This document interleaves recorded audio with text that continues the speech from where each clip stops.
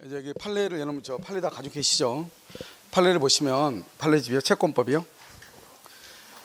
보시면 여기 뒤에 맨 끝에 오면 채권법 한번 보세요. 뒤에요. 판례 문제예요. 뒤쪽에 좀 나와 있을 거예요.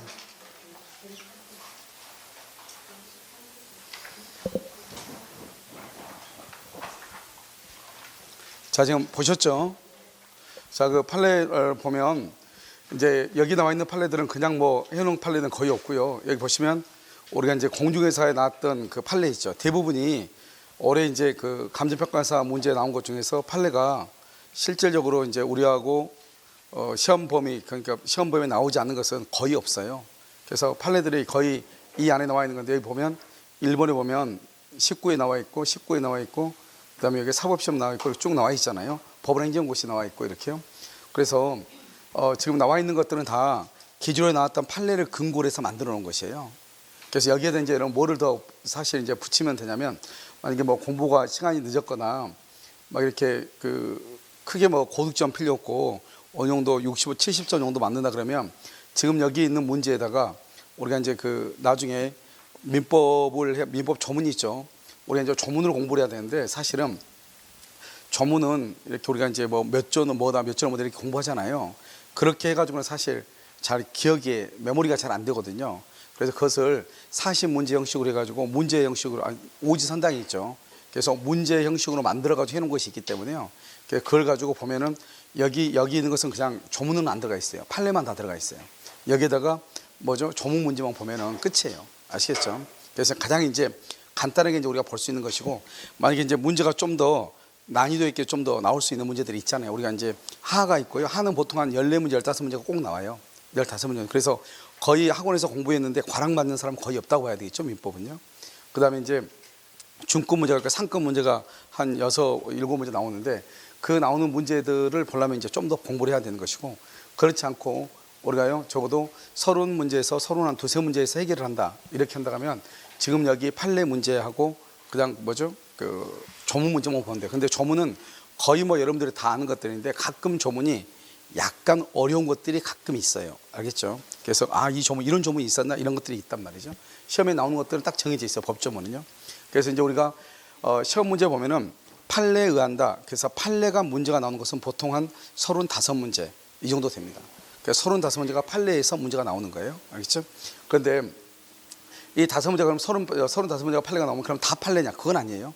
그건 아니고, 우리 작년 같은 경우는 36개가 판례가 나왔죠. 근데요, 다 그건 아니고, 판례가 나올 때 어떻게 나오냐면 저 3개 정도는 판례이고 나머지 2개는 조문이든지 이런 형식으로 나오지, 100% 다 판례로 하는 경우는 조금 드물어요. 예를 들어서 동시행 항변권이라든가 몇 가지 있죠.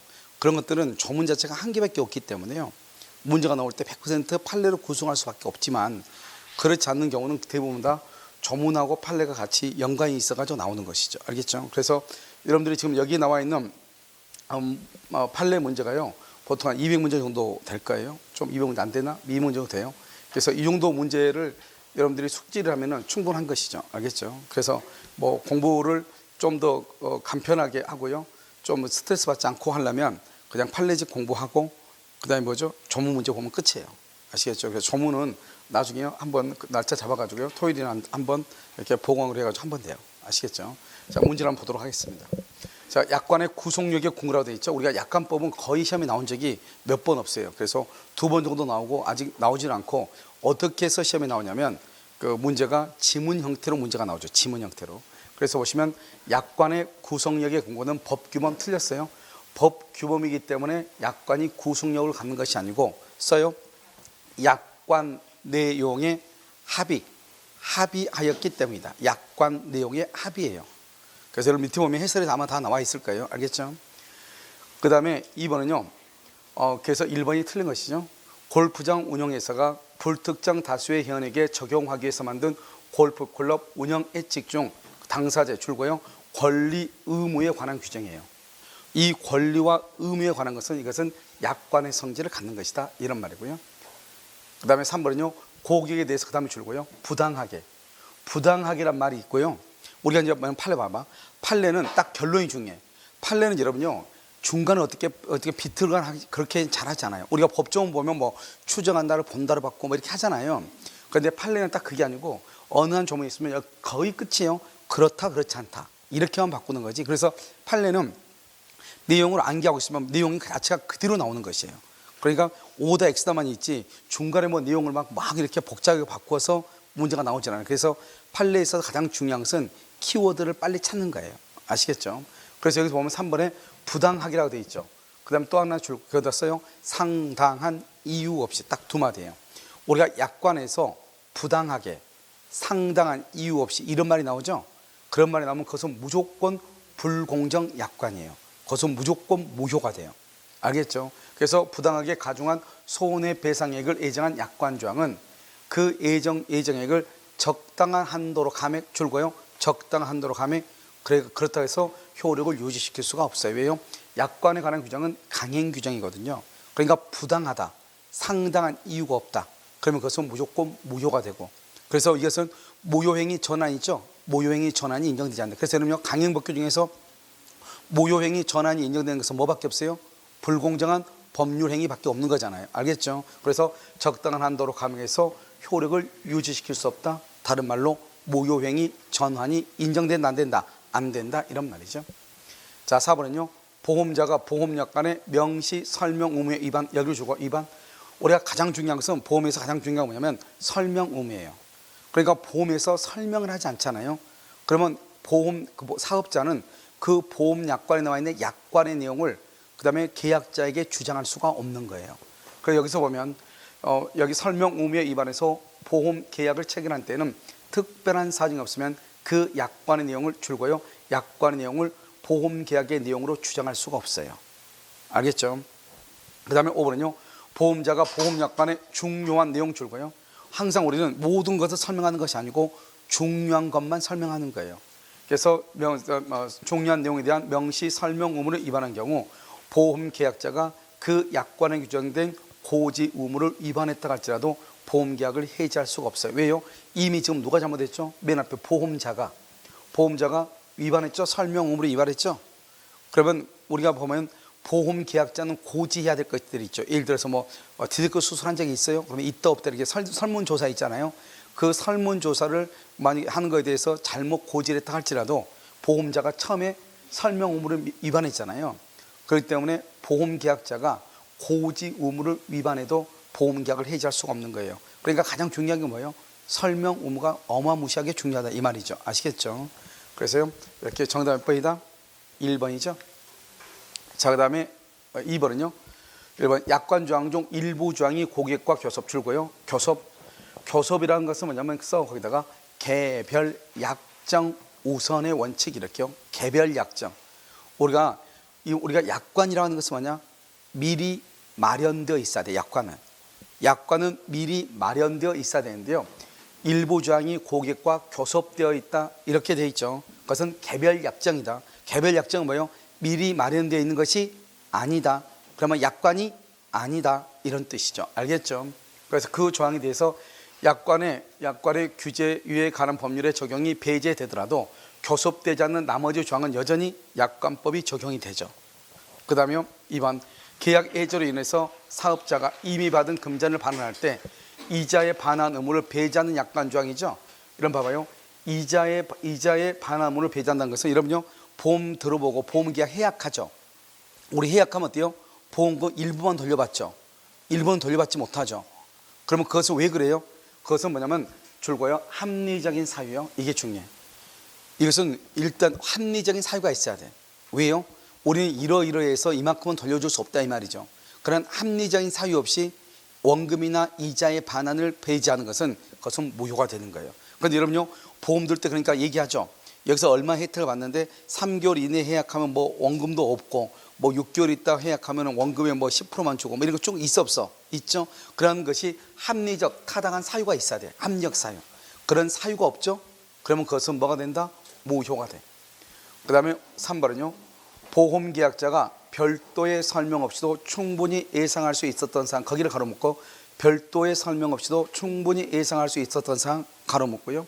그 다음에 이미 법령에 의하여 정해진 것을 부연하는 정도, 그래서 이미 법에 의해서 정해진 것을 부연하는 정도 여기를 가로막고요. 이게 뭐냐면 우리가 지금 여기는 설명 없이도 예상할 수 있다.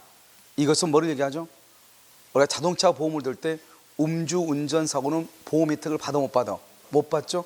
이런 정도는 누구나 알고 있기 때문에 설명을 하지 않아도 된다 이 말이고요. 그 다음에 여기는요, 이미 법령에 의해서 정해진 것을 부연하는 정도다. 예를 들어서 우리 민법에 보면 2조에 신의 성실의 원칙이라고 하는 규정이 있거든요. 그 신의 성실의 원칙에 관한 것이 내용이 좀 일반 규정이잖아요. 그래서 그런 것을 이러이러한 것은 이러이러한 애들은 신의 성실의 원칙에 해당해서 위반된다, 이렇게 해놓은 약관들이 있단 말이죠. 그래서 다른 법에 이미 나와 있는 내용들을 어떠한다? 그 신의 성실의 원칙 당시에 이런 뜻이다, 이런 것들이다, 이렇게 예를 들어서 해놨잖아요. 그런 것들은요 설명할 필요가 있다 없다? 없다, 이런 말이고요. 자, 4번은요, 어느 약관 조항이 당사자의 약정의 취지를 명백히 하기 위한, 그 다음에 줄고요, 확인적 규정이죠. 이 확인적 규정은 맨 끝에 설명할 필요가 없어요. 확인한다는 것은 뭐죠? 이미 누구나 알고 있는 것을 다시 한번 재차 반복한다 이 말이잖아요. 그래서 확인적 규정, 딱 그 한마디만 중요해요. 설명할 필요가 없어요. 그 다음에 5번은요, 약관에 정해진 사항 중 법령에 의하여 정해진 것을 되풀이하거나 부연하는 정도 줄고요, 되풀이하거나 부연하는 정도 똑같아. 우리가 부연한다는 말이지만 예를 들어서 이거 이런 말이죠. 예를 들어서 그러니까 우리 뭐 얘기할 때 상대방이 이해를 잘 못하면 예를 들면 이런 것들 있잖아요. 이게 쭉 얘기하잖아요. 그걸 뭐죠? 우린 부연 설명한다 이렇게 얘기하잖아요. 그러니까 이 부연하고 이런 것들은 굳이 설명할 필요가 있다 없다? 없다. 그래서 맨 끝에 부담하지 아니한다. 그래서 다 중요한 것이 아니고 되풀이하거나 부연하는 정도, 그것은 맨 끝에 설명 의무가 없다. 4번은요, 확인적 규정 설명할 필요가 없다. 그 다음에 3번이요, 누구나 알 수 있는 것 설명할 필요가 없다, 이런 말이죠. 알겠죠? 간단하게. 그래서 약관법에 나오면 가장 중요한 게 약관은 설명 의무예요. 알겠죠? 그래서 정답 몇 번이에요? 4번 이렇게요. 자, 3번은요, 옳은 것은 그랬죠. 계약에 적용되는 법령과 동일한 약관 내용. 전 방금 얘기했죠. 법에 규정된 것과 동일한 약관 내용 봐봐요. 우리 약관법 보면 제5조에 보면 뭐라고 나오냐? 약관의 해석은 신의 성실의 원칙에 따라 공정하게 해석한다, 이렇게 되어 있거든요. 그러면 신의 성실의 원칙이라는 것은 우리 민법 제2조에 보면 나와 있거든요. 그러니까 우리가 법에요, 민법에 적용된 민법과 동일한 약관 내용이 있죠. 그러니까 우리 민법에 신의 성실의 원칙이라는 말이 있는데 우리 약관법 제5조에도 신의 성실의 원칙이라는 말이 또 나오거든요. 그러면 그것은 굳이 약관에서 설명할 것이 아니고 어디서 설명하면 된다? 민법에 가서 설명하면 된다, 이런 말이죠. 알겠죠? 그래서 사업자의 설명 의무가 면제되지 아니한다 그랬는데요, 면제된다, 이렇게 동일한 것은 할 필요가 없어요. 설명할 필요가 없다, 이런 말이죠. 그 다음에 설명 의무가 있는 약관의 내용이 설명되었다고 하는 것은 여기서 누가 증명하냐면 줄거요, 약관의 내용을 계약의 내용으로 주장하는 자. 그러니까 우리가요, 약관에 이런 것이 있지 않느냐, 그러니까 보험 혜택 달라, 이렇게 해야 되잖아요. 그러니까 우리가 주장하는 것은 누가 입증한다? 약관의 내용이 있다 없다 하는 것을 누가 입증해야 돼요? 그것을 주장하는 자가 해야죠. 알겠죠? 그래서 약관의 내용을 계약의 내용으로 주장하는 자. 그래서 여러분요, 가끔 우리가 이제 상해보험 같은 거 수술하고 나서요, 보험회사 막상 찾아가면 보험 혜택 줘야 안 줘요? 안 주는 경우가 태반이죠. 그럼 안 주면은요, 나는 다 된다고 분명히 듣고 보험을 들었는데 막상 수술하거나 뭐 하고 와서 가면 이건 안 되고 저건 안 되고 뭐 이렇게 얘기한단 말이죠. 그랬을 때 어떻게 해야 돼요? 내가 이것은 된다고 하는 것을 약관의 내용을 증명을 할 수밖에 없는 거죠. 알겠죠? 그래서 얘기하고. 그 다음에 약관은요, 어떻게 해석한다? 맨 끝에요, 주관적 틀렸어. 그러면 약관을 주관적으로 해석할 수 있나요? 주관적으로 해석하면 다 되겠죠. 알겠죠? 그래서 어떻게 한다? 객관적, 획일적으로 해석해요. 그럼 이게 무슨 말이냐? 약관은요, 문재인 대통령이 똑같이 교통사고 당했다. 그런데요, 다른 일반인이요, 교통사고 당했다. 똑같이 혜택을 주든지 말든지 해야지. 대통령은 해주고 나는 안 해주고 그러면 돼, 안 돼? 안 되죠. 그걸 객관적, 획일적이다, 이렇게 얘기해요. 알겠죠? 객관적, 획일적으로 해석한다. 자, 4번은요, 분양 약관의 내용이 불명확 줄고요. 그러면 여기 봐봐. 분양자에게 유리하게 그러면 안 돼. 수분양자를 뭐란다? 고객이죠. 우리가 약관이 애매한 약관이 있잖아요. 이 애매한 약관이 도대체 이게 무슨 말인지 모르겠단 말이죠. 이렇게 무슨 말인지 모르겠으면 어떻게 한다? 고객에게 유리하게. 그 다음에 작성자 불이익의 원칙이라고 그래. 작성자에게 불이익하게. 누구한테 유리하게? 고객에게 유리하게. 아시겠죠? 그래서 누구한테 유리하게? 수분양자에게 유리하게. 이렇게. 그 다음에 5번 구체적인 계약에서의 개별적 합의. 아까 했었는데 개별적 합의를 뭐라고 한다? 개별적 합의를 뭐한다? 개별 약정 우선의 원칙이다. 그 말은 약관보다 개별 약정이 우선한다 이 말이죠. 그것을 개별 약정 우선의 원칙이다 이렇게 얘기를 해. 그래 약관은 뭐라고 하죠? 약관은 미리 마련되어 있어야 돼. 미리 마련되어 있어야 돼. 알겠죠? 그것을 개별 약정 이렇게 얘기하는 것이에요. 아시겠죠? 그래서 옳은 것은 몇 번이에요? 2번 이렇게 되죠. 2번. 알겠죠? 그래서 여기서 보면 우리가요 약관법을 보면 15에 추가하고 19에 17에 이렇게 남아 있잖아요. 그 말이 무슨 말이죠? 약관에 관한 문제가 사실은 그렇게 자주 나오는 테마는 아니다. 이걸 알 수 있죠. 그래서 앞으로도 약관에 관한 법이 우리가요 하나의 테마로 나오기는 약간 어렵다. 17회 하고요 아마 19회 때 이때요 2번 정확하게 나오고요. 그 외에는 지문 형태로 많이 나왔다 이런 말이죠. 그래서 우리가 만약에 채권에 관한 설문지 많은 것을 쓰는 것은 그러면 약관에 관한 것이 하나 들어갈 수 있겠죠. 알겠죠? 이렇게.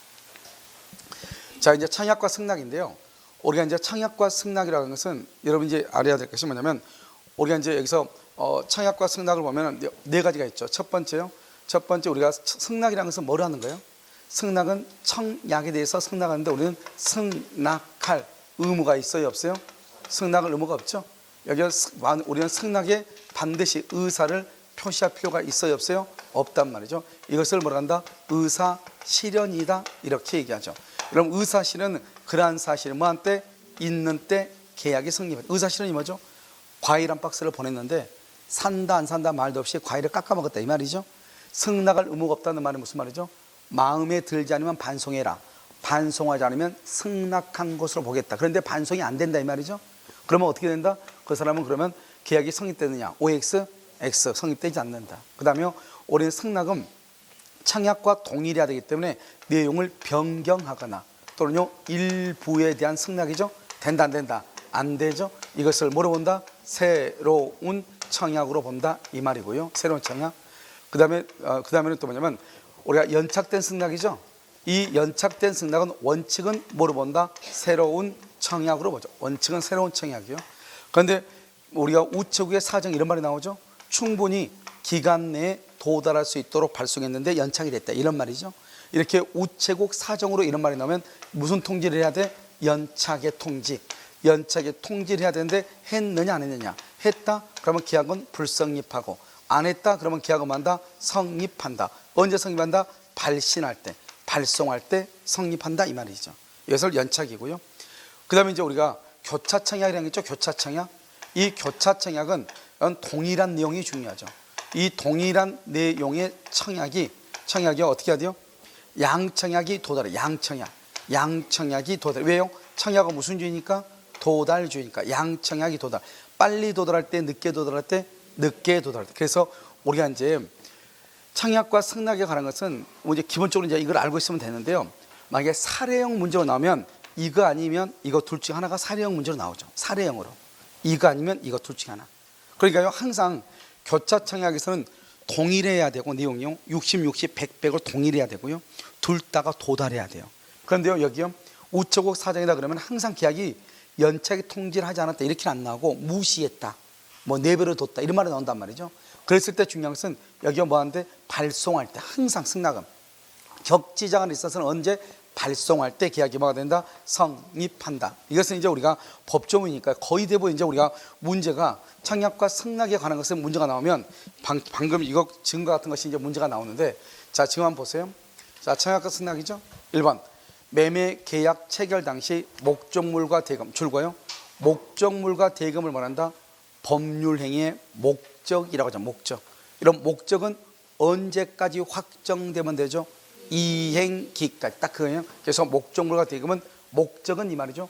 구체적으로 확정되지 않았다. 계약 체결 당시 확정되지 않았다 하더라도 사후에 동그라미 사후에를 뭐라 한다? 이행기까지 이 말이에요. 이행기까지. 사후에 구체적으로 확정할 수 있는 방법과 기준이 정해져 있으면 계약의 성립을 인정할 수 있다. 이렇게 있다. 1번 틀렸죠? 2번 계약을 체결하면서 계약으로 인한 법률효과 줄고 그러면 이 말을 지금 잘 봐봐. 이게 이제 뭐죠? 법원인 연구소하고 변호사 시험에 나왔던 건데요. 이런 법률 효과란 말이 썼다는 말이 뭐예요? 법률 효과. 우리가 법률 효과를 썼다고 하는 말은, 그 말은 일단 우리가 청약과 승낙에서 이렇게 있으면 먼저 계약이 뭐하고 성립하고, 성립했느냐 안 했느냐, 했다. 그러면 여기서 뭘 본다? 효력을 보죠. 효력 요건을 갖췄느냐 못 갖췄느냐. 갖췄으면 뭐가 되고? 유효. 갖추지 못하면 무효 또는 뭐라고 한다? 취소라고 하죠. 이 취소가 여기서 착오라고 하는 것이 여기 나오잖아요. 그러니까 우리가 벌써 지금 여기서 문제에서 효력 요건이라고, 효력, 법률 효과에 대해서 몰랐다 이 말은 일단 법률 행위는 뭘 했다? 성립했다는 거죠. 그러면 성립했다고 하는 것은 청약과 승낙의 의사표시가 일치했다는 거예요? 불일치했다는 거예요? 일치했다. 그것을 먼저 보고 지금부터 문제를 봐야 돼. 알겠죠? 그래서 이 지문은 우리가 별것도 아닌데 법률행위예요. 그래서 보시면, 자 2번은요, 계약을 체결하면서 그 계약으로 인한 법률 효과, 그 말은 성립 후 이 말이죠. 성립 후 법률 효과에 대해서 제대로 알지 못하고 처분문서, 이러면 처분문서 줄 거 봐. 처분문서는 이런 뭐냐면, 이런 거 임대차 계약서, 매매 계약서 이런 것들이 다 처분문서예요. 알겠죠? 그래서 처분문서인 계약서를 작성하면 이런 당사자의 의사의 불합치 틀렸죠. 법률 효과니까 이미 뭘 해서 성립한 후죠. 그래서 의사의 불합치 그러면 안 되고 뭐라고 해야 돼요? 그것어요? 착오의 문제이다. 착오의 문제이지. 그럼 뭐죠? 불합치 그러면 안 돼. 그럼 불합치는 뭐죠? 불성립 이런 말이잖아요. 알겠죠? 그래서 안 된다. 자 3번은요, 청약자가 일정한 기간 내에 이 일을 하지 않으면 승낙한 것으로 본다. 이렇게 돼 있죠. 이게 무슨 말이에요? 우리는 승낙할 의무가 있다 없다? 없다 이 말이죠. 그래서 청약 시에 표시했다. 상대방은 이에 구속되지 않는다. 구속되는 것이 아니다. 승낙할 의무가 있다 없다? 없다 이렇게요. 자 4번은요, 승낙의 기간을 정하지 아니한 계약의 청약. 여기까지 주라고 물어봐. 왜 지금 여러분 이걸 얘기하냐면, 여기 봐봐요.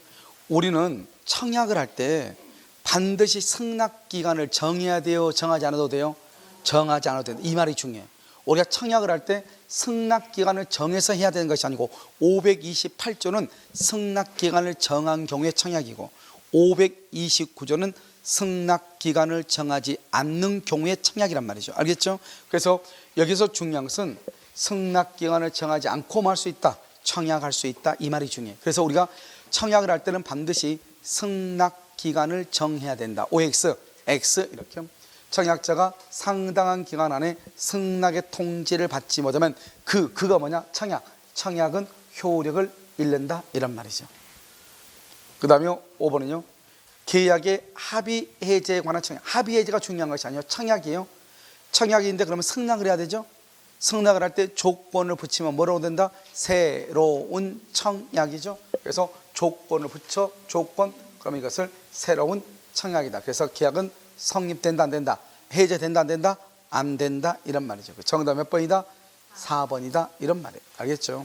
그래서 이렇게. 그런데 여러분요, 여기에서 이제 우리가 청약과 승낙에서는 뭐를 여러분이 한 가지 알아야 되냐면, 이 안에서요, 우리가 이제 보면 청약의 유인이라고 하는 것이죠. 청약의 유인이 있고, 그 다음에 여기 뭐가 있고, 청약이 있고, 그 다음에 뭐가 있어? 승낙이 이렇게 있잖아요.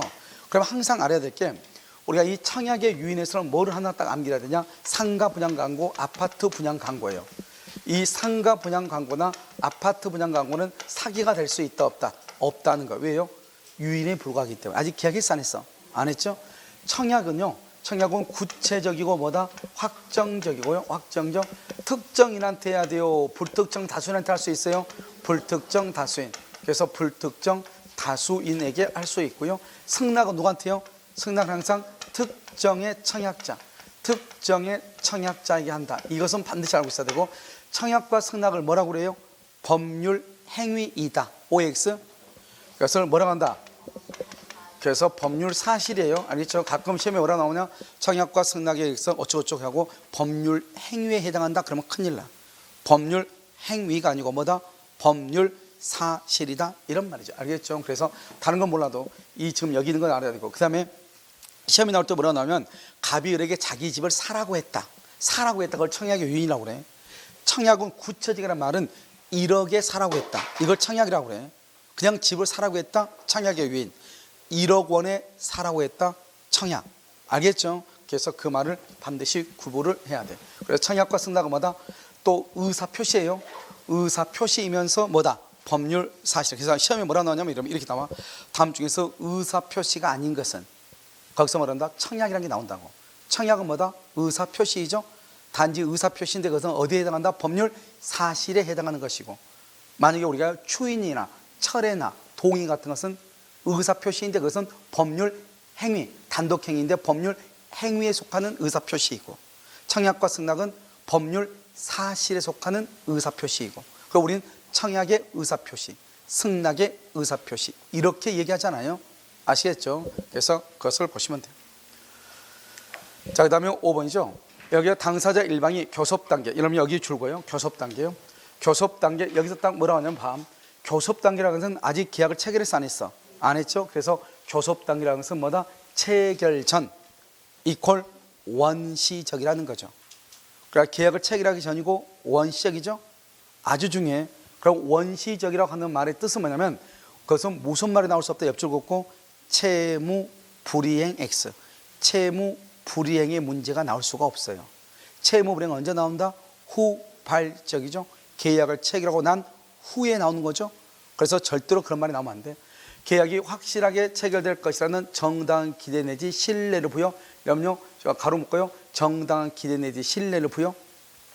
상대방이 그 신뢰에 따라 행동하였음에도 불구하고 일방이 아주 중요해요. 정당한 이유 없이가 중요해. 만약에 정당한 이유가 있으면, 지금처럼요, IMF라든가 코로나 때문이다, 그러면 정당한 이유가 되죠. 그런데 정당한 이유 없이 거부, 동그라미 거부, 이것을 뭐란다? 불법 행위 책임이라고 얘기해. 그래서 우리가 교섭 단계에서는 항상 불법 행위는 성립할 수 있어도 무엇은 성립할 수 없다? 채무 불이행은 성립할 수가 없다, 이런 말이죠. 그래서 기본적으로 딱 됐죠. 1번 봐봐. 계약 책임 줄고. 그러면 계약 책임이 뭐예요? 계약 책임은 계약이 체결됐을 때 계약 책임이죠. 그래서 지금 여기는 계약을 체결하기 전이죠. 그래서 계약 책임이라는 말이 나오면 안 돼. 우리 기출문제에는 계약 책임이 성립한다. OX, X란 말이죠. 그래서 여기 보면 계약 책임은 성립할 수가 없어요. 그런데 여기 상당한 이유 없이 거부했죠. 그러니까 뭐는 성립한다? 줄고 불법 행위를 구성해요. 불법 행위. 그래서 채무 불이행은 된다, 안 된다? 안 된다, 이런 말이죠. 2번, 이때 배상되어야 할 손해는, 자, 이런 봐봐요. 여기 교섭 단계를 아까 뭐라고 그랬죠? 원시적이라고 그랬죠. 원시적은 뭐다? 체결 전이죠. 체결이니까 원시니까 무슨 이익이다? 신뢰 이익 배상이라고 하는 거예요. 손해배상으로 무슨 이익? 신뢰 이익. 이렇게. 자, 그럼 봐. 손해는 당사자 일방이 신의에 반하여 상당한 이유 없이 계약 교섭을 파기함으로써 계약 체결을 신뢰한 상대방이 있게 된 상당 인과관계에 있는 손해로서, 그 다음에 줄거 우리 시험 봐봐. 우리가 시험에 나올 때는 봐. 여기 봐봐. 여기 이때 배상돼야 할 손해는 그러면 여기 이렇게 가로 묶어가지고 여기서부터요 여기까지는 우리 시험에서는 나오지 않아요. 알겠죠? 지금 여기 시험은 법원 행정고시나 변리사 시험이다 보니까 길게 써야 되니까 나온 것이고, 우리 시험은 뭐라 나오냐? 이렇게 배상돼야 할 손해는 신뢰이익 배상이다, 이렇게. 그 신뢰익이 뭐냐? 바로 밑에 줄고 계약이 유효하게 체결된다고 믿었던 것에 의하여 입었던 손해, 여기까지. 알겠죠? 우리 시험은 이렇게 나와. 그래서 손해배상은 계약이 유효하게 체결된다고 믿었단 말이 중요하죠. 알겠죠? 믿었던 것에 의하여 입었던 손해, 이것을 뭐라고 한다? 신뢰이익이다, 이렇게 얘기하는 거죠. 신뢰이익이다, 이렇게. 이해되셨죠? 그래서 이 말이 중요해요. 자, 그 다음에 3번은요 신뢰이익 배상의 경우, 이렇게 되어 있죠. 그럼 신뢰이익이라는 것이 무엇이냐, 이 말이죠. 여기 봐. 손해 범위에 계약 성립을 기대하고 지출한 계약 준비 비용 외에 계약 체결을 위하여 불가피하게 소요되는 비용, 예컨대. 그럼 여기 줄고요 경쟁 입찰에 참가, 이렇게. 여러분, 이 경쟁 입찰에 참가하는 것은 입찰 동그라미, 그것은 경매를 얘기해요. 경매. 여러분, 경매에서는 반드시 내가 경락을 받는다는 보장이 있다, 없다? 없죠. 그래서 여기요 경쟁 입찰을 뭐라고 놨어요? 계약 체결이 좌절되더라도, 계약 체결이 좌절되더라도 어쩔 수 없다, 이렇게. 계약 체결, 우리가 경매하면 그렇잖아요. 안 돼요 말고, 이거죠. 알겠죠? 그래서 계약 체결이 좌절되더라도 어쩔 수 없다. 이것을 우리가 뭐란다? 이것은 계약을 신뢰했다 안 했다? 안 했죠? 여기 한번 볼까? 여기 한번 봐봐. 우리가 여기 보면 무엇을 우리는 가냐면 계약이 2번 봐봐 끝에 계약이 유효하게 체결된다고 믿어야 되죠. 유효하게 체결된다고 믿으면서 지출한 비용이란 말이죠. 그런데 지금 여기는요, 지금 경쟁 입찰이라는 것은 내가 반드시 경락을 받는다는 보장이 있어 없어? 없고, 그것은 계약 체결이 좌절되더라도 괜찮다 이 말이죠. 그렇게 하면서 지출한 비용, 그것은 포함된다 안 된다? 안 된다 이렇게요. 자, 4번 계약 교섭의 파기로 인한 불법 행위가 인격적 법익을 침해해 줄고요. 이것을 뭐란다? 맨 끝에 정신적 고통이라고 하죠. 이것을 다른 말로 뭐란다? 위자료 청구라고 하는 거죠. 그래서 위자료 청구할 수 있다 없다? 있다. 있다 이 말 4번은 맞는 거죠. 5번 이행의 착수가 상대방의 출과 적극적 요구. 이행의 착수가 상대방의 적극적 요구에 따른 것이고 그 이행에 들어간 비용 줄거, 그러니까 상대방의 적극적 요구에 의해서 비용이 들어갔다 이 말이죠. 그런데 계약이 부당 파기가 되죠. 그러면 그 비용도 반환 청구할 수 있다 없다? 있다. 있다. 그래서 지출한 비용도 상당 인과관계에 있는 손해에 해당한다. 손해에 해당한단 말은 손해배상을 할 수 있다. 청구할 수 있다. 이렇게 있다. 정답 몇 번이다? 몇 번? 3번이에요. 이렇게요. 자, 이제 쌍무계약 이름 봐봐요. 우리가 이제 그럼요, 문제가 나올 때 봐. 문제가 나올 때 어떻게 나오냐면 이게 지금 쌍무계약이라고 나오잖아요. 이 쌍무계약 속에 들어있는 거 뭐가 있어요?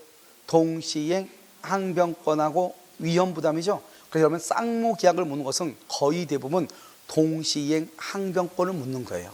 알겠죠? 동시행 항변권. 그래서 쌍무계약이다 이렇게 나오면 무조건 그것은 동시행 항변권을 묻는다 이렇게 해야 돼. 그럼 자, 지금부터 한번 봐봐. 우리가요, 동시행 항변권은 잠깐 여러분요 정리를 해야 돼. 왜냐하면 다른 것은 뭐 별것도 아닌데요. 먼저 여기 한번 봐봐요. 우리가 동시행 항변권에서 보면은 첫 번째요, 하나예요. 대가 관계에 있는 쌍무계약이잖아요. 하나니까 첫 번째 뭐는 안 된다? 짧게 쓰는 거예요. 별개의 약정은 된다 안 된다? 안 되죠. 당사자 뭐가 있으면 특약이 있으면 가능하다. 이 별개가 뭐다? 별개가 경매가 무효인 경우. 그래서 경매가 무효인 경우 동시행이다 아니다? 아니죠. 그래서 경매가 무효가 되면 배당받은 채권자는 경락인한테 배당금을 반환해야 되고, 경락인은 등기를 말소해서 채무자한테 이전해 줘야 되죠. 서로가 전혀 다르잖아요. 그래서 그것은 안 된다. 자, 두 번째요, 물건이요 멸실돼서 이행불능, 인도하기로 했는데 멸실돼서 이행불능이 됐죠. 그래서 이것이 뭐로 바뀐다? 손해배상으로. 이게 가장 시험이 많이 났어. 동시행항변권에서. 알겠죠? 동시행관계가 있다. 자, 세 번째는요, 우리가 이제 동일성인데요, 채권 양도요. 채권 양도라든가 상속도 인정된다. 그래서 상속은 한 번도 나온 적이 없고 채권 양도만 2번 나왔어. 알겠죠? 자, 그 다음에 네 번째는요, 채권을 담보, 항상 이런 말이 나와. 채권을 담보할 목적으로, 알죠? 담보권 설정이다. 또는요, 저당권, 근저당권은 했다. 저당권 등기가 있다. 이 등기 말소하고 채권의 변제는 동시행이다 아니다? 아니다. 그래서 담보라는 말이 나오면 채권을 담보한다 그러면 절대로 동시행이 아니에요. 주된 권리, 종된 권리. 아시겠죠? 그 다음에 다섯 번째는요, 항상 뭐가 나온다? 매매가 나와. 매매는요, 완전한 권리를 이전해야 돼. 등기든 미등기든 가리지 아니하고. 그래서 만약에 원래는 소유권 이전 등기하고 잔금이 동시행이잖아요. 그런데 여기서 판례는 인도도 동시행이다. 그래서 인도 플러스 등기하고 뭐하고 잔금이 동시행이다. 이게 원칙이죠. 그런데 만약에 매수인이 양도세를 부담하기로 했다. 양도세. 그러면 양도세 플러스 잔금이 인도 등기하고 동시행. 만약에 이 건물에 저당권, 근저당권이 있다. 그러면 저당권, 근저당권 말소 플러스 인도하고 등기가 잔금하고 동시행이다. 그래서요, 만약에 이 건물에 저당권이 있으면 저당권을 말소를 해야 되잖아요. 그 저당권을 말소할 때 드는 비용은 매수인이 부담한다, 매도인이 부담한다. 매도인이 부담하죠. 왜요? 자기가 돈을 갖고 저당권 등기를 말소하고 그 다음에 소유권 이전 등기를 해줘야 되죠. 그래서 우리 시험에 뭐가 나왔다? 계약 비용은 쌍방이 균분해서 부담하는데 저당권 말소 비용도 쌍방이 균분한다. OX, X. 저당권 말소 비용은 누가 부담한다? 매도인이 부담한다 이 말이죠. 그 다음에 이 갑의 건물에 저당권이나 압류나 가압류가 있다. 압류나 가압류가 있다. 그래서 을은 계약을 해지할 수 있다 없다? 없다. 없다. 왜요? 이 두 가지 무슨 관계다? 동시이행. 동시이행은 채무 불이행이 아니다. 채무 불이행이 아니다. 계약을 해지할 수 있다 없다?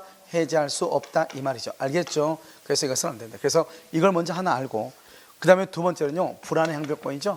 이 불안의 항변권에서는 뭐 하나만 알면 되냐면, 먼저 여기 중도금이죠. 이 중도금을 뭐란다? 선이행이라고 하고요. 그 다음에 여기 뭐가 있다? 잔금이죠. 잔금을 뭐란다? 이행기다. 이렇게. 중도금은요, 동시행이 아니죠. 동시행이 아니니까 채무불이행이죠. 채무불이행이고, 이것은 이행지체이죠. 이행지체이고 계약을 할 수 있다, 해제할 수 있죠. 그래서 중도금이고 동시행이 아니고, 그런데 잔금은요 동시이행이죠. 동시행이고 채무불이행이 아니죠. 채무불이행이 아니고 이행지체가 아니고 계약을 해제할 수 있다 없다? 없다 이 말이죠. 그래서요, 항상 이행기 때 등기가 동시행이잖아요. 그럼 동시행이 되잖아요. 그러면 항변권은 뭐 하지 않아도, 행사하지 않아도 당연히 채무불이행이 아니다. 당연히 이행지체가 아니다. 당연히 행사하지 않아도. 그런데 봐봐, 항상 동시행일 때는 계약을 해제를 못 하잖아요. 그런데 동시이행일 때 계약을 해제하고 싶어. 그러면 계약을 해제하려면 뭐가 돼야 돼? 채무불이행, 이행지체가 돼야 되잖아요. 그러니까 항상 동시이행일 때 계약을 해제를 하려면, 해제 못 하는데 해제를 하려면 자신의 채무를 제공해, 자신의 채무를 제공해서 상대방을 뭐에 빠뜨려? 이행지체에 빠뜨려야 돼. 상대방을 이행지체에 빠뜨려야 돼. 알겠죠? 그것을 얘기하는 것이고요. 자, 그 다음에 여기 있어요. 여기는 자동채권으로, 여러분 자동채권으로 상계할 수 있어 없어? 자상하지 못하고. 수동채권으로 뭐 할 수 있다? 상계할 수 있죠. 수상할 수 있다. 이걸 잘 알아야 돼. 알겠죠? 그럼 봐, 여기서는 동시행 관계에 있으면 항변권을 행사를 안 해도 당연히 채무불이행이 아니에요. 자, 그 다음에 상대방이 선이행 의무를 짓는 자가 이행을 하지 않고 있다가 상대방 채무에 이행기가 도래. 이행기가. 그럼 이때부터는 무슨 관계다? 동시이행이다. 동시이행. 이렇게. 이때부터 동시이행. 자, 그 다음에 마지막으로 뭐가 있냐? 세 번째는요, 수령지체라고 하는 것이 있어요. 여러분요, 우리가 수령지체는 몇 군데가 나오죠? 수령지체라는 것은 딱 세 군데만 나와. 알죠? 어디에서 나와요? 수령지원, 그렇죠? 위험부담에서 한번 나와. 위험부담에서 한번 나오고요. 그 다음에 또 뭐가 나온다? 계약의 해제에서 나와. 해제. 근데 해제에서는 중요하잖아. 그래서 수령지체가 문제가 되는 것은 위험부담하고 동시행 항변권이다. 이렇게 알면 돼. 그래서 수령지체 말이 나왔으면 계약 해제 아니면 동시행 항변권에서만 나온다 이 말이죠. 그래서 수령지체 중 여기요, 이행 제공. 이행 제공이 계속이냐, 이행 제공이 계속이냐, 또는요 한 번 제공이냐, 한 번 제공했냐 이 말이죠. 한 번. 계속이면 항변권음하고 소멸하고, 한 번 제공하면 소멸한다 안 한다? 소멸하지 아니한다. 그래서 이걸 잘 알아야 돼. 알겠죠? 한 번이 아니냐 이렇게. 자, 그 다음에 여기서 이제 또 뭐를 할 수 있냐? 이게 이제는 우리 이제 법조문에 의해서 되는 것이 있어. 첫 번째 전세권이에요. 여러분 전세권 어떻게 하죠? 전세권은 전세권 존속기간이 만료되면 전세금 반환과 목적물의 인도 플러스 말소에 필요한 서류, 이 두 가지로 무슨 관계다? 동시이행. 특히 여러분요, 가등기 담보인데요, 이 가등기 담보에서 청산 절차가 종료되잖아요. 이게 청산 절차가 종료가 돼야 돼요. 종료가 되면 청산금 지급하고, 채권자는 청산금을 지급하고, 채무자는요 목적물을 인도하고 본 등기에 필요한 서류를 줘야 되겠죠. 이 두 가지는 무슨 관계다? 동시이행. 우리 시험에 딱 한 번 나왔어. 알겠죠? 그 다음에 이제 우리가 이제 판례이죠. 판례에서는 뭐가 있다? 무효 취소 해제. 그냥 암기하면 돼. 무효나 취소나 해제로 인한 반환 의무는 무슨 관계다? 동시이행. 임대차죠? 그러면 임대차는 원칙적으로 보증금 반환은 무슨 관계다? 동시이행인데, 임차권 등기 명령이 있다. 임차권 등기 명령 동시이행이다 아니다? 아니죠. 그 다음 변제죠. 변제하고 영수증 교부는 뭐다? 동시이행이죠. 채권 증서 반환은 동시이행이다 아니다? 아니죠. 그 다음에 우리가 구분 소유적 공유에서 이 공유관계를 해소하고 나서 지분 이전 등기를 해. 지분 이전 등기. 이게 지금 연속 3번 났어. 가장 최근에 26, 뭐 28, 뭐 이쪽이요. 그래서 지분 이전 등기는 무슨 관계다? 동시이행이다. 그 다음에 이제 이거 빼고는 우리가 이제 뭐 예를 들어서 뭐 위임이 있죠. 위임. 이 위임이 뭐죠? 대리권 주는 거죠. 대리권은요, 대리인이 일을 다 끝내고 난 다음에 돈 달라고 해야 되겠죠. 그래서 위임 같은 경우는 동시행이 아니다. 그 다음에 또 뭐냐, 우리가 이제 주식이 있죠. 한번 잡죠. 어음이 있죠. 어음. 어음의 반환. 어음의 반환과 원인체배 변제는 동시행인데 우리 시험에 딱 한 번 나왔어. 12회 때인가. 그렇죠? 한 번 나왔기 때문에 딱 그렇게 시험에 나올 가능성은 많지는 않겠죠. 자, 그다음에 어음의 반환 이렇게 있고요. 그다음에 이제 뭐가 냐면 도급이 있어. 도급이 문제야. 도급. 알죠? 도급이 문제이고요. 좀 있으면 이제 문제에서 한번 보면은 뭐가 나오냐면 우리가 이제 최근에 어디에서 문제가 나냐면 뭐죠? 그 권리금 있죠. 상급 뭐죠? 상가금 임차에서 권리금에 관한 것이 동시행이냐 아니냐 하는 것이 하나가 나왔어. 최근에. 알겠죠? 2018년인가 났단 말이에요. 7년인가. 그래서 그 전문요 지문이 하나가 중요하니까요. 일단 여러분이 기본적으로 우리가 동시함을권은 법조문이거든요. 하나. 536조 하나. 그런데요. 내용은 엄청나게 많죠. 이 모든 내용이 다 뭐냐? 그것은 판례에 관한 내용이다 이 말이죠. 알겠죠? 그렇기 때문에 우리가 이제 여기 최근에 이게 변제가 한번 나왔어. 최근에요. 그다음에 임대차는 그냥 임대차로 나오기는 좀 그렇고 임차권 등기 명령으로 가끔 한 번씩 나오죠. 알겠죠? 이게요. 그다음에 이제 가등담보험 났고 전세권은요. 전세권은 한두 번 나왔을 거예요. 이것도요. 왜냐하면 법조문이 그대로 있고 실질적으로 이것은 전세권에서도 나오고 동시에 함유권에서 나오기 때문에요. 그닥 그렇게 중요하다고 보기는 좀 그렇고 아무튼 내용은 여기 있는 것이 가장 중요하다. 아시겠죠? 여기 있는 내용. 그래서 1, 2, 3 이 내용이 중요하니까요. 자, 지금부터 이제 한번 보시면 그래서 동시이행 항변권 자체는 내용 자체가 워낙 내용이 많아요. 알겠죠? 그래서 암기할 때 내용 자체를 전부 다 이것을 이해해서 암기하려고 하는 것보다는 중요한 키워드가 뭔지 방금 그 정도요 보면 되는 거예요. 자, 한번 보시면 자, 1번 쌍무계약은 쌍방 당사자가 상호 대등한 대가 관계에 있는 채무를 보도하는 계약이므로 양 채무가 줄고 객관적, 경제적으로 동등. 여러분 객관적, 경제적으로 동등할 수 있나요? 아니요. 우리가요 무슨 계약을 할 때는 봐봐요. 지금 우리가 보면 예를 들어서 반포에 지금요 재개발한단 말이죠. 거기 아파트들 보면 다 40년대 다 지났잖아요.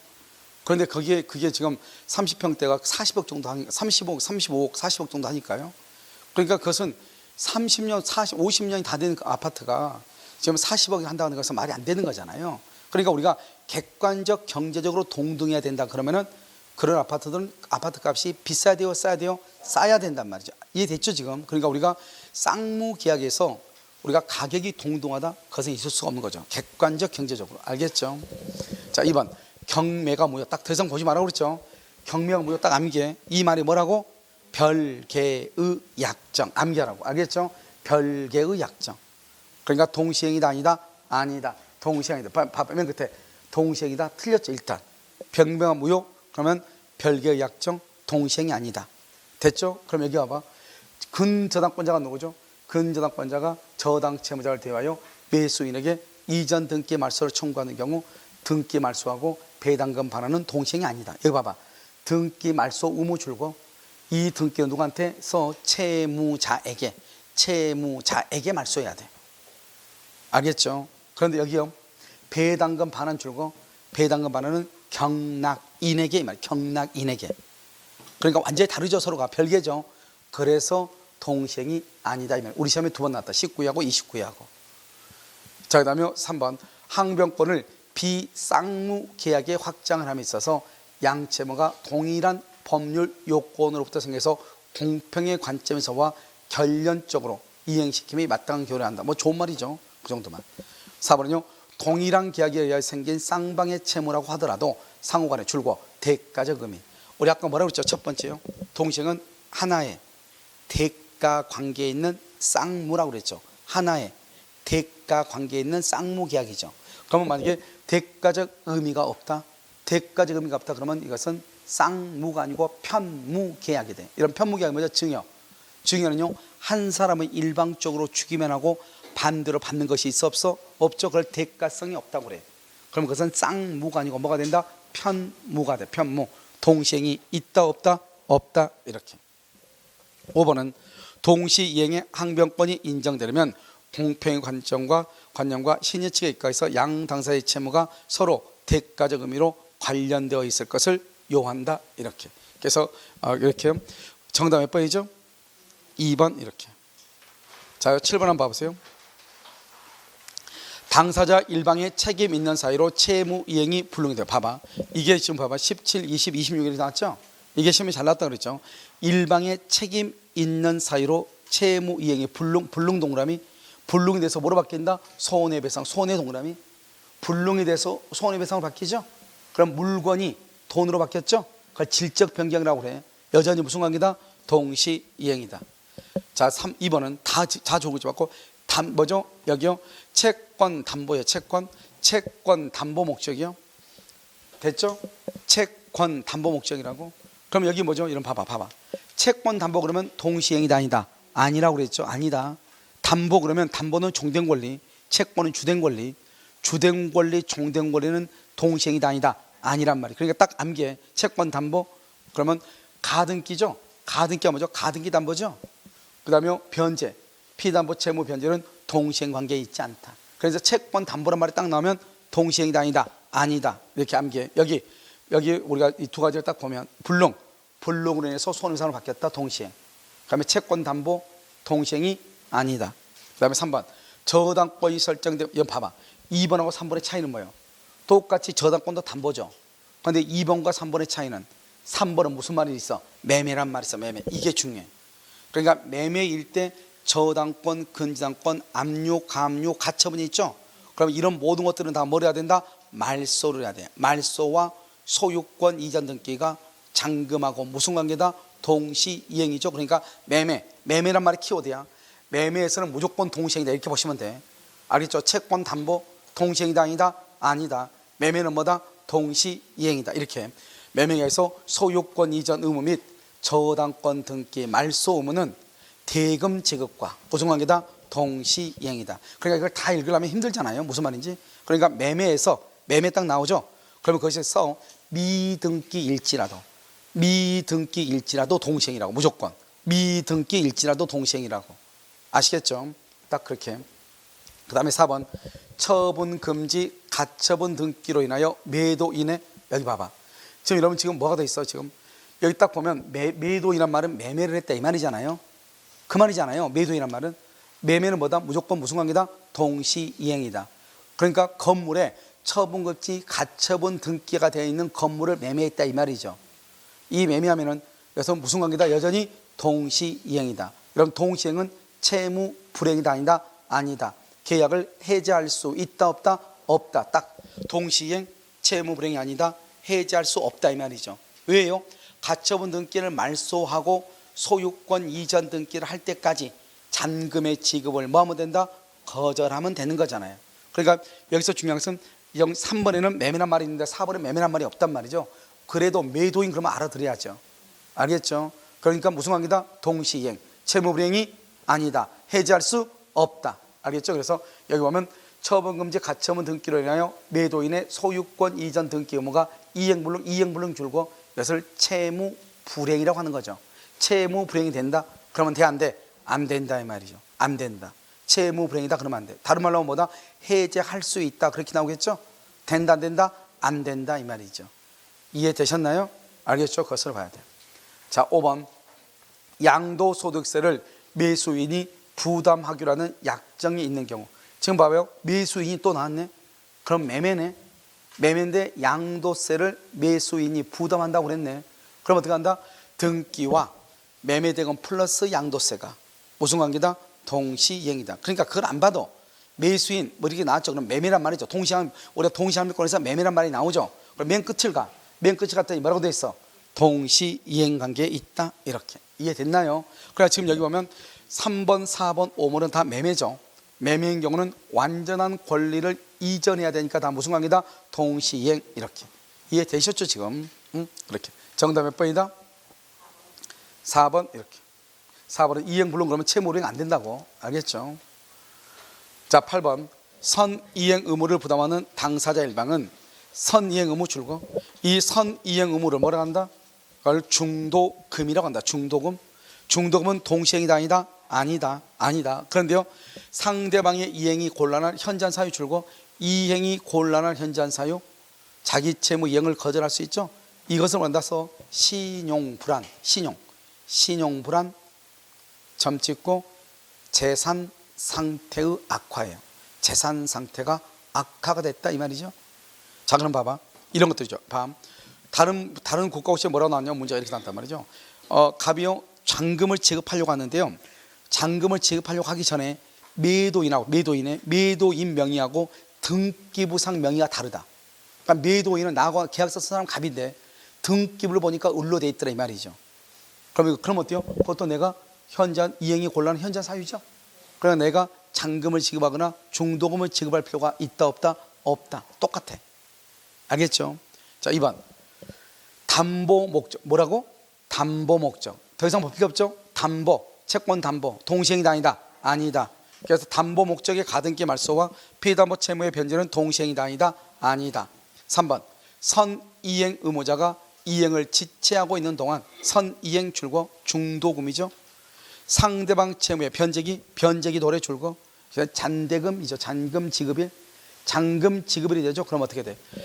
중도금 날짜 중도금 주지 않다고 있다가 잔금 날짜가 되죠. 그러면 그날부터 무조건 무슨 관계? 동시이행이다. 동시이행 이렇게. 변제기 도래 잔금 지급일 동시이행이다. 4번 채무자가 동시이행의 항변권을 가지고 있다 하더라도 항변권을 행사하여야 줄고 행사해야 틀렸죠.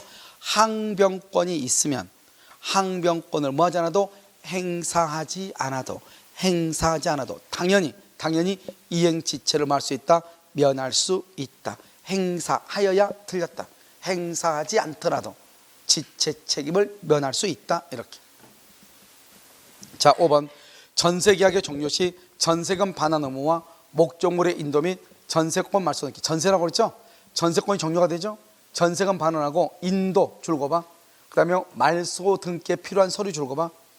이건 동시행이에요. 우리가 전세권하고 뭐를 항상 알아? 전세권하고 가등기 담보. 전세권하고 가등기 담보 시험이 잘 나온다고 법조문에 나와 있는 것은. 그런데 여기서 봐봐. 이 말소 등기에 필요한 서류 줄거 봐. 말소 등기에 필요한 서류 거기다 써. 서류를 제공하지 않으면 우리는 보통 전세 사는 사람들은요 이사만 가고 돈 안 주면 경매 신청하러 가. 그럼 경매 안 받아줘. 말소에 필요한 서류를 제공해야 돼.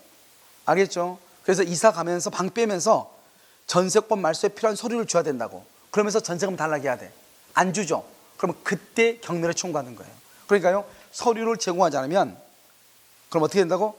전세금의 이자 지급 X, 전세금의 이자 지급 X, 경매 청구 X 둘 다 안 돼. 내가요 설정자는 전세금에 대한 이자를 지급할 필요가 없고요. 그 다음에 경매 청구도 못하는 거예요. 알겠죠? 그래서 여기서 말소 등기 서류가 중요해. 그래서 전세권은 내가 뭘 하려면 말소 등기 서류를 반드시 줘야 돼. 그래 말소 등기 서류를 주고 그럼 주지 않으면 전세금 반환하지 않아도 돼. 어떤 사람들은요 전세 살면서요 문 잠궈놓고 가는 사람들 있죠. 문을 잠궈놓고 그래서 잠궈놓고요 아무것도 못 들어가게 한단 말이죠. 그러면 그것은 인도로 벌 수 있어요 없어요? 인도로 벌 수가 없죠. 그러니까요 전세금 안 줘도 되는 거죠. 그러니까 그렇게 하지 말고 일단 전세권 그러면 등기가 되어 있잖아요. 등기가 되어 있으니까 빨리 해결하려면 어떻게 해야 돼요? 어차피 이사 갔으니까 문을 열어주고 말소 등기 말소에 필요한 서류만 딱 제출하면 돼. 제시했는데 안 주죠. 안 주면 어떻게 합니까? 그걸 가지고 경매를 청구하면 된단 말이죠. 알겠죠? 근데요 돈 안 준다고 해서 그 집은 문을 잠궈 놓은 사람이 있단 말이죠. 그럴 필요가 없죠. 바로 경매가 되면요 되고 우리가 이제 경매를 청구를 했으면 어떻게 돼? 그 경매를 취하려면 반대급부가 제공이 돼야 되잖아요.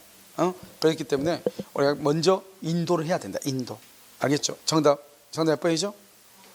4번 이렇게요.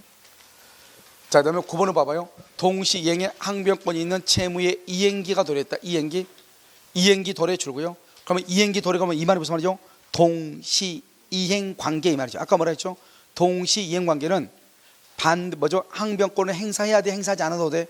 행사하지 않아도 채무자는 반대 채무의 이행에 제공이 없는 한 항변권을 행사하지 않더라도 줄고 행사하지 않더라도 지체 책임을 지지 않는다. 지체 책임은 뭐죠? 채무 불이행이다 아니다? 아니다. 알겠죠? 그러니까 동시행인데 봐봐. 이행기가 도래했는데 상대방이 등기 서류를 안 줘. 여기 봐봐. 반대 채무의 제공이 없는 한 잔금의 제공이 없으면 나는 등기 서류를 안 주고 등기 서류가 없으면 잔금을 준다 안 준다? 안 준다. 주지 않아도 여전히 무슨 관계다? 동시이행. 채무 불이행이다 아니다? 아니다. 그걸 지금 얘기해. 그래서 행사하지 않더라도 이 말이 중요해. 알겠죠? 자, 2번 임대차 종료 후, 그러니까 임대차 그러면 보증금이겠네요. 알겠죠? 임차 목적물 명도 의무와 그 다음에 보증금 반환은 무슨 관계다? 동시이행이다. 동시이행. 그래서 2번 틀렸죠? 3번 부동산 매매죠. 매매는 그러면 더 이상 볼 필요 없죠. 매매 그러면 미등기여도 동시행이에요. 원래는 등기하고 잔금이 동시행인데 여기서는 뭐까지도? 인도까지. 인도 동그라미. 등기 이전할 때 등기 동그라미, 인도 동그라미. 등기하고 인도가 잔금과 동시행이다. 이런 판례도 있고 그냥 등기하고 잔금이 동시행이다. 이런 판례도 있고 다 똑같아. 그러니까 아무튼 매매에 있어서는 무슨 관계다? 동시이행. 미등기 건물을 매매해도 무슨 관계다? 동시이행. 이렇게 아시겠죠? 이렇게. 자, 4번 구분 소유적 공유 관계가 해소. 여기 봐봐. 최근에 가장 많이 나왔죠? 22에 25에 29에. 알죠? 최근에 가장 핫한 문제죠? 구분 소유적 공유 관계가 해소되죠? 해소하면 뭐한다? 해소 동그라미 거기다가 분할 청구 액수. 분할 청구. 공유물 분할 청구. 분할 청구하면 큰일 나. 왜냐면 구분 소유적 공유는 이미 토지가 분할된 상태예요. 그러니까 다시 분할을 청구 못해. 그래서 거의 모든 문제에서 가장 쉽게 정답을 하는 것이 구분 소유적 공유 관계를 해소하려면 공유물 분할을 청구한다. OX, X라고. 알겠죠? 해소할 때로 만다. 해소하고 나서 지분 이전 등기 줄고 지분 이전 등기야. 지분 이전 등기. 이것은 무슨 관계다? 동시이행이다. 자, 그러면 구분 소유적 공유 관계는 우리 시험에서 기본적으로 두 군데에서 시험에 나온다. 하나는 뭐다? 여기요. 동시행 한변권. 또 하나는 뭐다? 또 하나 어디서 나와? 법정지상권. 법정지상권. 그래서 구분소유적 공유란 말이 딱 나오면 두 군데서 물론 한 군데도 나오긴 해. 아까 우리 공유물 분할도 나오긴 하는데 일단 기본적으로는 두 군데서 나온다. 어디다? 법정지상권. 그 다음에 동시행 한변권. 그러니까 구분소유적 공유 관계를 해소하면은 지분 이전 느끼는 동시행. 분할 청구 된다 안 된다? 안 돼.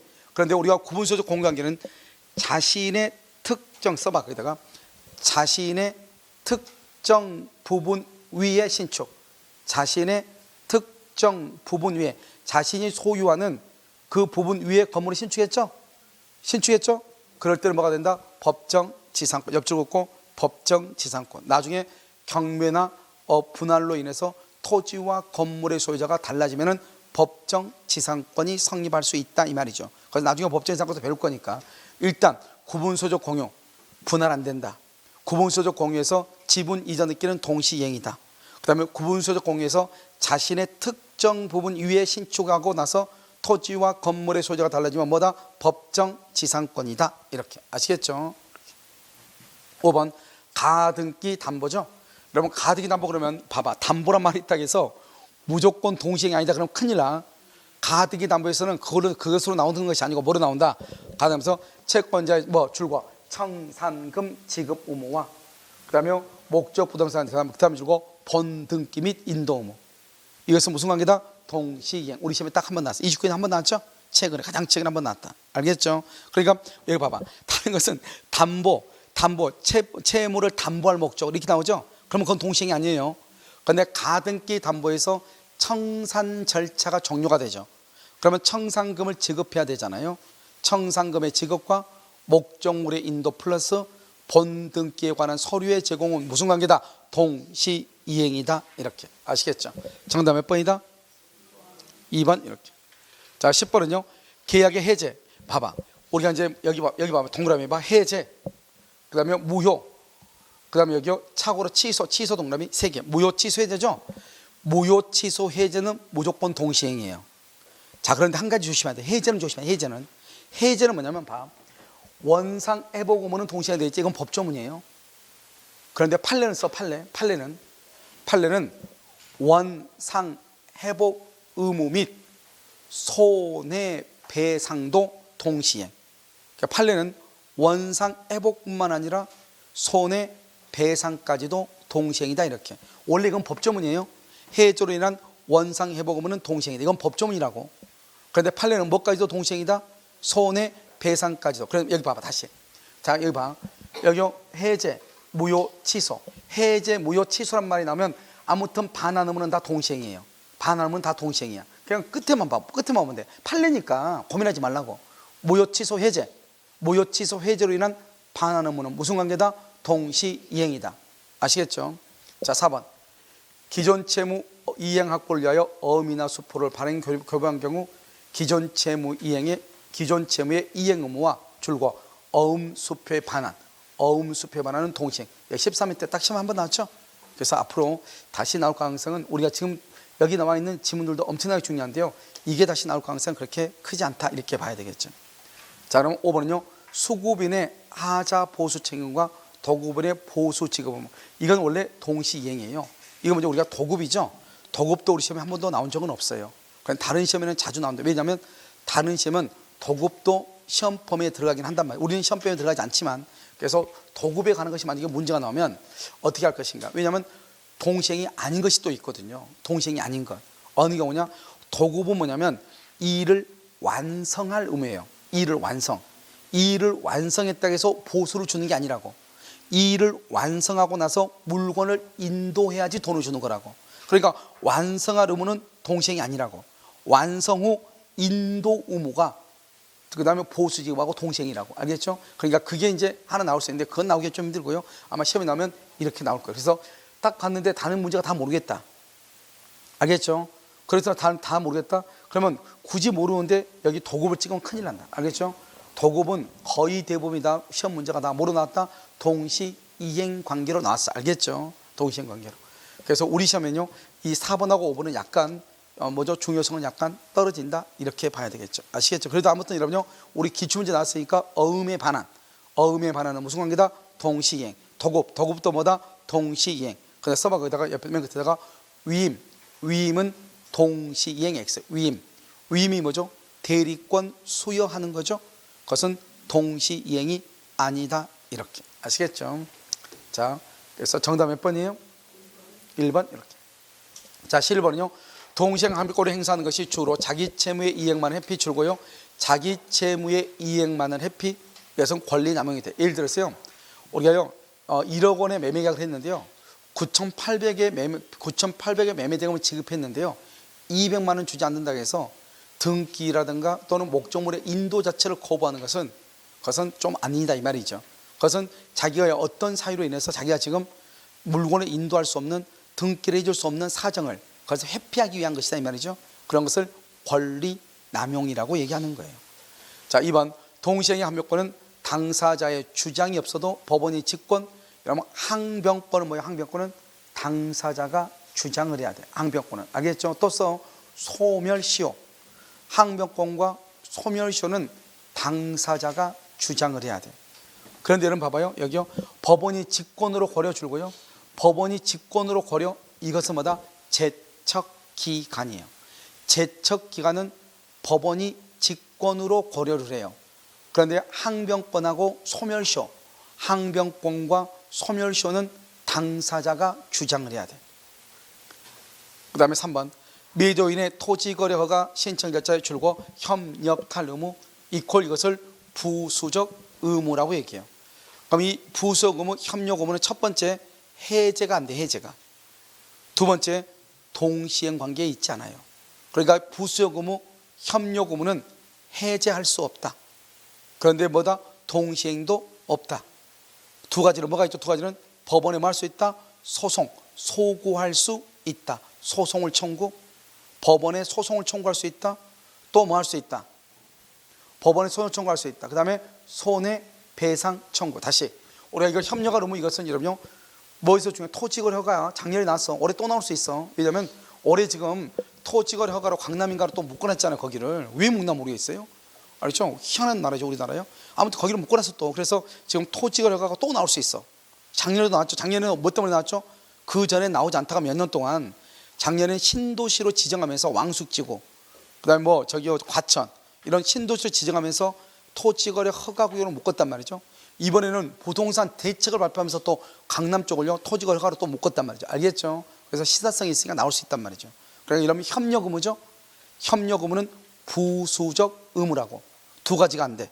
뭐가 안 돼? 동시에 항변권. 또 뭐가 안 돼? 동시 항변권하고 계약 해제가 안 돼. 그럼 두 가지를 할 수 있어. 법원에 소송을 제기할 수 있어. 소송. 두 번째는요 손해배상을 청구할 수 있다. 알겠죠? 이렇게. 자, 4번은요 임대차 종료 후 보존금을 반환받지 못한 임차인이 동시행 항변권에 의하여 항변권 줄고요. 항변권, 그 다음에 또 구비다서 유치권. 여러분요, 항변권하고 유치권은 뭐냐? 그것을 뭐하고 똑같냐면 형법에서 정당 방위하고 똑같아. 우리가 형법에서 사람을 살인하면 안 되잖아요. 그런데 정당 방위로 살인하면 괜찮잖아요. 우리 민법에서 남의 물건을 점유하면 안 되잖아요. 그런데 남의 물건을 점유해도 된다 이 말이죠. 언제? 동시에 항변권. 또 하나는 뭐? 유치권. 알았죠?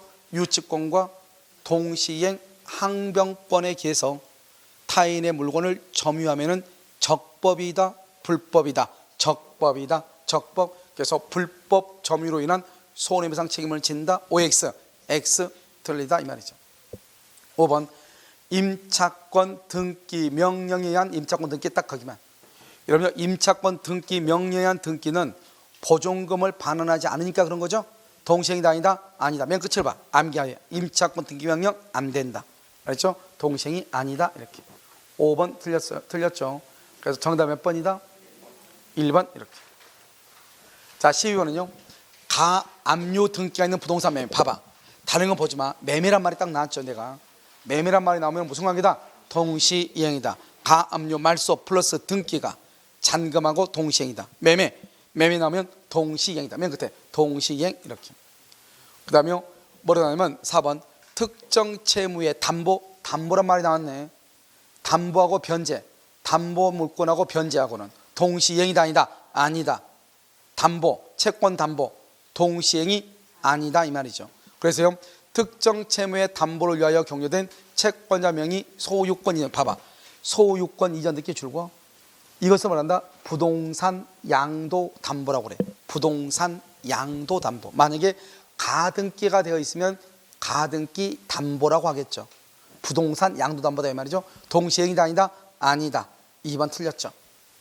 3번 교환 계약의 당사자 일방이 인수한 교환 목적물에 관한 근저당권 피담보 채무 지급 의무와 상대방의 소유권 이전 등기가 모두 이행기에 이행되지 않는 채. 그 다음에 줄고 이행기가 도가. 쓸데없는 말 엄청나게 써놨죠.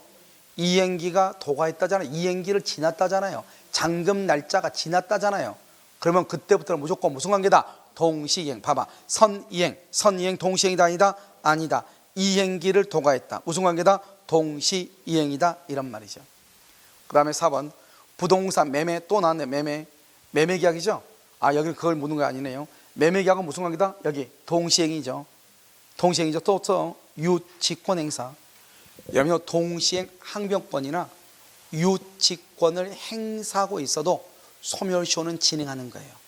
그러니까 여러분요 우리 한 잔금은요 잔금 지급을부터 소멸시효가 진행하는 거예요. 유치권을 행사하면 공사대금 채권은 변제 기일부터 소멸시효가 진행하는 거예요. 그러니까 우리가 뭐라 나왔다? 유치권의 행사는 소멸시효 진행에 영향을 미치지 아니한다. 그 말은 무슨 말이다? 유치권을 행사하고 있어도 소멸시효는 뭐한다?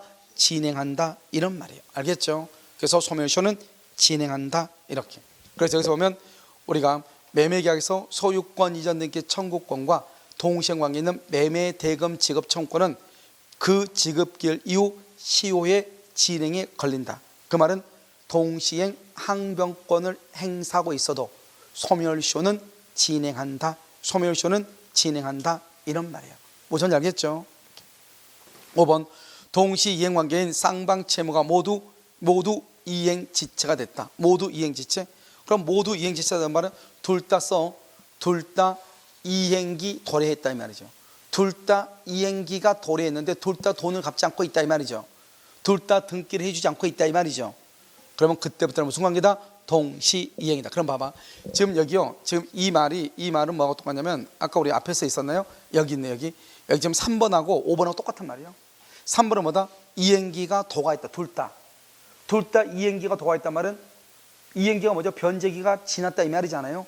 그 말은 뭐다? 둘 다 이행지체가 됐다. 모두 이행지체가 됐다. 이 말도 둘 다 이행기를 도가 있다. 똑같은 말이에요. 알겠죠? 말 자체가 똑같으니까 그럼 그때부터는 무슨 관계다? 동시이행이다. 이렇게 동시이행. 정답 몇 번이다? 2번 이렇게. 자 여기까지 하고요. 그럼요 13번은요 위험 부담에 관한 것이에요. 알겠죠? 잠깐 쉬었다가요 다시 하도록 그렇게 하겠습니다.